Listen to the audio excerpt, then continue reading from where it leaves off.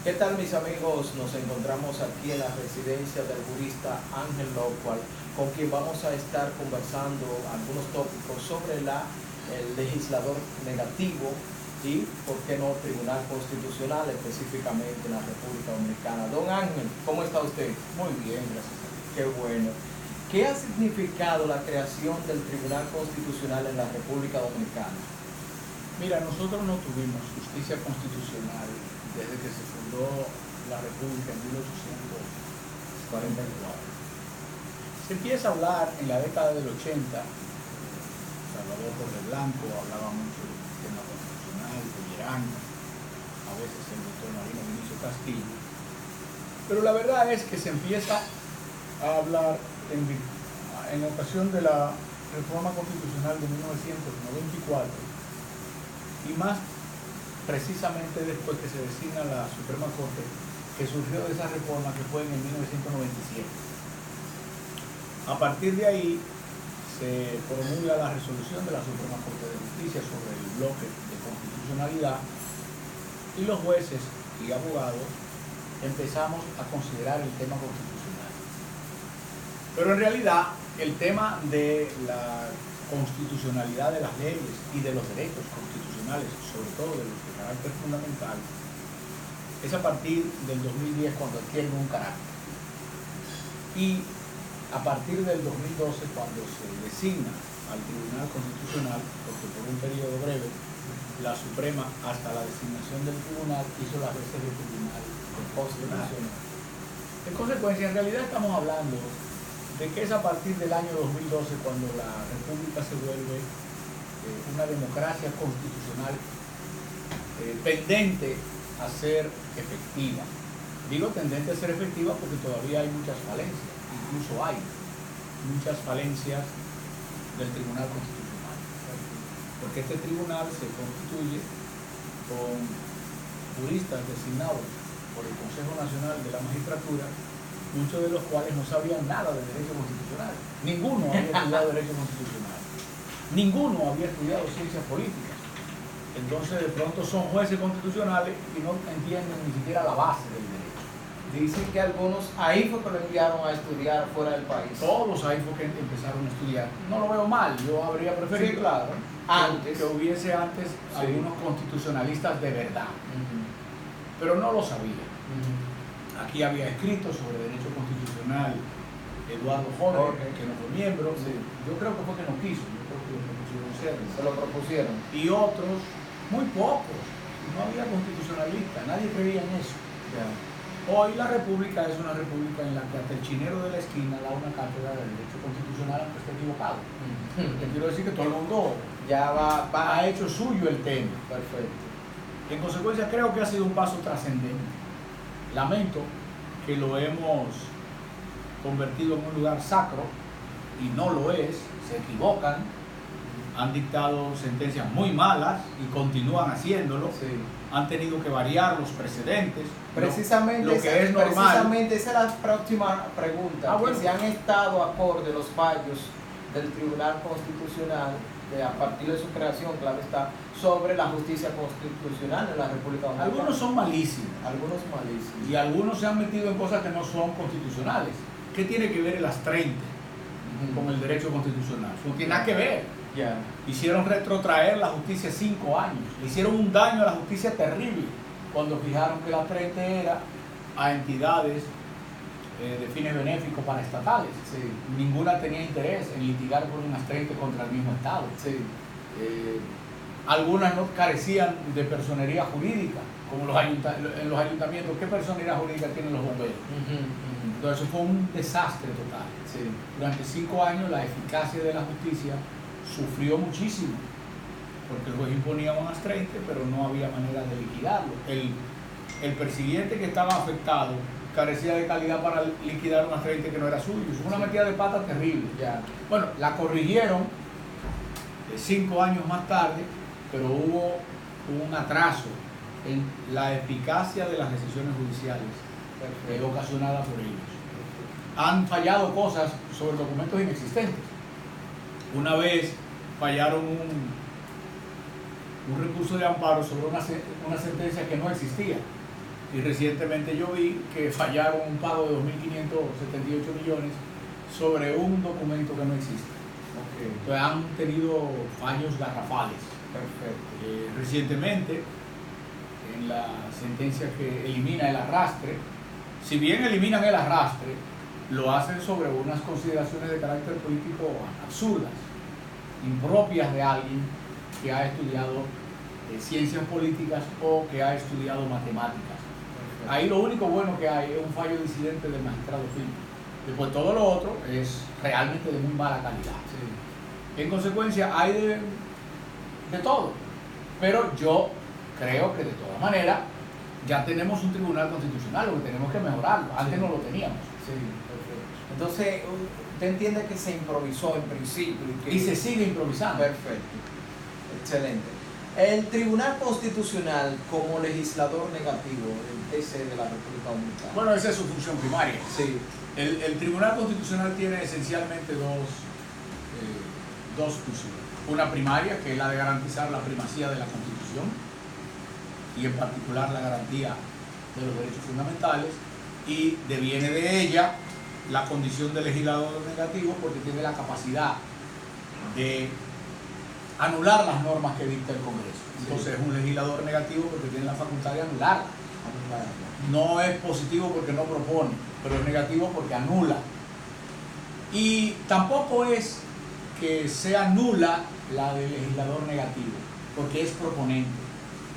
Mediante las sentencias exhortativas, el Tribunal Constitucional puede exhortar a los poderes públicos a tomar determinadas medidas contenidas en la Constitución o útiles a la convivencia constitucional. Ya lo hizo cuando el tema de la sentencia sobre el tema de la nacionalidad, que fue una sentencia importante,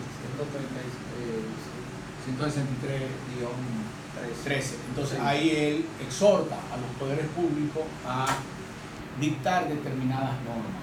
Yo creo que esa es una función que, si bien no es obligatoria, es conveniente. Sí. Entonces, ¿puede fungir como legislador positivo? No puede. Y ojo, que a veces lo ha hecho. Ajá. Y ojo, que a veces lo ha hecho. A veces se ha abrogado la facultad de dictar disposiciones que son propias del legislador. Okay. Pero la que sí tiene entraría en usurpación de funciones y lo entra a veces, lo ha hecho. Okay. Entonces ahí, pero sí puede decirle, esta norma va a estar vigente. Esta norma no va. Y la podría dejar en el sistema durante un determinado tiempo. Eso se puede. Sí puede, porque cuando el Tribunal Constitucional dicta una norma, dicta una sentencia que deja fuera del sistema una norma, para no crear una distorsión, tiene la facultad de decir cuándo entra en vigor. Perfecto. Lo hizo con la ley de registro civil. Nosotros presentamos un recurso en contra de la ley de registro civil, de la que se nutren los ayuntamientos, se nutrían más entonces, pero se nutren todavía. Y cuando acogió el recurso que presenté en contra de la ley 2334 del registro civil de 1884, dispuso que entraba en vigencia la sentencia en 2 años, para que los ayuntamientos se adecuaran y el Congreso tuviera tiempo de dictar una norma nueva, sustituta de eso. Entonces, ¿están los jueces y las demás instituciones que tienen que ver con la justicia en la República Dominicana acorde con el Tribunal Constitucional, con la justicia constitucional? Se van ajustando. ¿O tienen algunas debilidades? Siempre hay debilidades, pero se van ajustando. Y se van ajustando, porque el Tribunal Constitucional es muy reciente y eso no es algo. La justicia constitucional no se inserta en la cultura jurídica de un día para otro. Tribunales de un día para otro. Sí, perfecto. Doctor o jurista, los fallos más trascendentes, podríamos hablar de algunos que sí el Tribunal Constitucional ha hecho la vez de legislador negativo o la función. ¿Podríamos mencionar cuáles? Mira, el Tribunal Constitucional, en una sentencia de carácter político, hay que entender que la Constitución es una norma de carácter político. Sí. Cuando yo digo una decisión de carácter político, no estoy diciendo político partidista. Sí, perfecto. Pero el Tribunal Constitucional, en una decisión de carácter político, esa sentencia que hablamos, la 163, sobre el tema de la migración, de los migrantes, de la nacionalidad, es definitivamente una sentencia trascendente. para nosotros los abogados y para el derecho de las personas, es evidente que la sentencia del registro civil es trascendente. Sí. ¿Esa fue Ahora, de qué año la del registro civil? En el 14. 2014. Es evidente que en este año dictar una sentencia que elimine el arrastre es fundamental, es trascendente para el sistema de representación y de partidos políticos. No son las únicas. Sí. El tribunal ha dictado sentencia en materia de libertad de expresión, en materia, por ejemplo, la misma ley electoral, en materia de no penalidad de las opiniones referentes a los candidatos. Sí, hay sentencias que son importantes. Y en cuanto a lo político, tiene que ver en ocasiones directamente, o sea, el Ejecutivo, porque sabemos que hay ciertas debilidades en el sistema de justicia y que los tres poderes en un momento determinado, poder legislativo, poder ejecutivo, poder judicial, quizás el Ejecutivo ha podido hacer influencia en algunos casos. Ahora tiene mucha influencia porque designó 4 jueces nuevos y rompió el balance. Sí. Antes la tenía, pero menos porque lo había dejado el presidente anterior. Perfecto. Entonces la influencia política es dependiendo de quién nombró a los magistrados. Antes los había nombrado a todos Leonel. Sí. En consecuencia tenía alguna influencia y el presidente Medina tenía menos. Nunca se van en contra porque quien le paga los viajes y le resuelve los problemas es el presidente de la República. Pero tenía menos influencia para determinadas cosas. Hoy no, hoy yo creo que el presidente Medina tiene mucha influencia en el Tribunal Constitucional. Sí. Lo que tiene que ver con control concentrado, control difuso. ¿Sigue funcionando bien el control difuso? El control difuso funciona mejor que el concentrado. El concentrado. Porque el control difuso lo tienen todos los jueces. Perfecto. Es una garantía para todos los ciudadanos el hecho de que el juez, cuando va a analizar cualquier cuestión, está obligado a analizar la cuestión constitucional que le sea planteada, incluso si no le es planteada. En consecuencia, es una garantía grande para todos los ciudadanos de manera diaria. El control concentrado mediante la acción directa es más esporádico, es contra leyes, es lento. El Tribunal Constitucional tiene una mora muy grande. Bueno, esta misma decisión del Tribunal Constitucional sobre el proceso electoral de ahora en contra de la ley 157. Ayer, viernes, fue que me entregaron la sentencia. Pero ayer era día 20 de septiembre. Ese recurso es del 2014, tenía 5 años sin fallar. Sí. Pasó la elección del 16, que fue la elección para el que se interpuso. Sí. Y ahora lo fallaron porque había mucha presión. En consecuencia hay mucha lentitud y no hay manera de obligarlos. Han acumulado una mora. Y no solo han acumulado una mora, también el mismo sistema de votación. En el Tribunal Constitucional hay que reunir 9 votos para que la cosa se pueda aprobar. De hecho, doctor, sobre el caso del primer precedente que se entiende de justicia constitucional, que es la sentencia en los Estados Unidos en 1803. Ese es el caso Marjorie. Sí, sí. ¿Qué usted entiende que eso es el primer precedente? No es el primer precedente. Ese. Porque tú tienes que entender que cuando se forma la constitucionalidad, no es un fenómeno viejo. El derecho constitucional es de los más nuevos de los derechos. Sí. Entonces el derecho constitucional, como un área del derecho público, realmente ¿cuándo empieza? Cuando hay constituciones. Perfecto. En realidad, la constitución emblemática es la de Estados Unidos. 1700. Y esa constitución no contemplaba control directo, ni control difuso, ni nada de eso. Es el tribunal, la Suprema Corte de Estados Unidos, en funciones de control constitucional de las leyes, la que establece que todo juez está obligado a fallar aún de oficio cualquier cuestión que le sea planteada que sea contraria a la Constitución. A partir de ahí, tardamos años en llegar a constituciones, a tribunales constitucionales. Pero es que es a partir de ahí que vamos con las constituciones escritas, porque no había. Perfecto. La más perfecta de todas hasta ahí era la Inglaterra y no era escrita. 1215. Y no era escrita, era Juan Sin Tierra. Sí, empieza con Juan Sin Tierra. Sí. Pero a partir de ahí es la costumbre, el derecho consuetudinario y las decisiones de los magistrados las que van haciendo la codificación para un derecho constitucional. De hecho, el caso del doctor Borjan en Inglaterra también. Así es. Entonces, ¿cuándo empieza? Para América, ¿cuándo empiezan las constituciones escritas? Con las de Estados Unidos, después que vienen todas las otras, las de Haití, las de América Latina, que son de las primeras constituciones escritas del mundo. Luego, a las constituciones escritas se van sumando otras regiones del mundo. Y ya cuando pasa la Segunda Guerra Mundial, que hay un programa de descolonización, es que se convierten de 36, 37 naciones que había en la Liga de Naciones a 187 estados que hay ahora. Y esos estados todos nacen con una constitución. Perfecto. Entonces, ahí, a partir de ahí es que el derecho constitucional empieza a ser una rama como tal. Y en algunos países comienzan a establecer tribunales especializados en eso. Perfecto. No hay tribunal constitucional en todas partes. No. Hay muchos lugares donde no hay. Aquí mismo la idea era tener una sala constitucional. Como en Venezuela. El problema es que Subero controlaba la justicia a su modo, con criterios de oportunidad, conforme a su interés personal, Wow. y había que sacarla de ahí. Wow. Es decir, el Tribunal Constitucional de aquí es una decisión contra Jorge Subero.